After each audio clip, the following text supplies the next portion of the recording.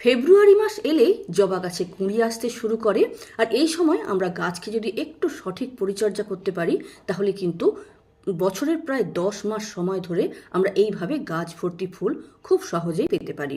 তো ডরমেন্সি থেকে বেরিয়ে আসার পর জবা গাছকে যে পরিচর্যাগুলো করা উচিত তার মধ্যে সব থেকে প্রধান হলো সার প্রয়োগ করা। কয়েকদিন আগেই আমি জবা গাছ নিয়ে একটি ভিডিও দিয়েছি, তাতে আমি দেখিয়েছি যে জবা গাছের মাটিতে এই সময় কীরকম সার কিভাবে প্রয়োগ করা উচিত। সেই ভিডিও যদি না দেখে থাকেন তাহলে দেখে নিতে পারেন। আর আজ আমি একটি তরল সারের কথা বলবো।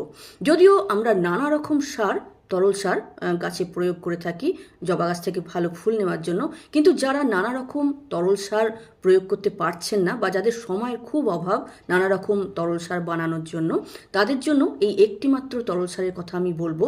এই একটি তরল সার যদি জবা গাছে আপনি বছরভর প্রয়োগ করেন তাহলেও কিন্তু খুব ভালো ফুল পাবেন। তবে সারের কথা বলার আগে আমি বলবো যে এই গাছকে কিন্তু এই ফেব্রুয়ারি মাসের সময়টা থেকে ফুল সানলাইটে আপনাকে রাখতে হবে।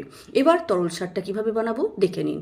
আমি এখানে 2 লিটার জল নিয়েছি, তাতে 100 গ্রাম সর্ষের খোল মিশিয়ে একদিন আমি ভিজিয়ে রেখে দিলাম। পরের দিন দেখতে হবে এই রকম। এবার 10 লিটার জল একটা বালতিতে নিয়েছি, তাতে 1 লিটার সার মিশিয়ে আমি গাছে প্রয়োগ করলাম। শুধুমাত্র এই সর্ষের খোলের জল যদি আপনি গাছে প্রয়োগ করতে পারেন তাহলেও কিন্তু গাছ ভর্তি ফুল আপনি পেয়ে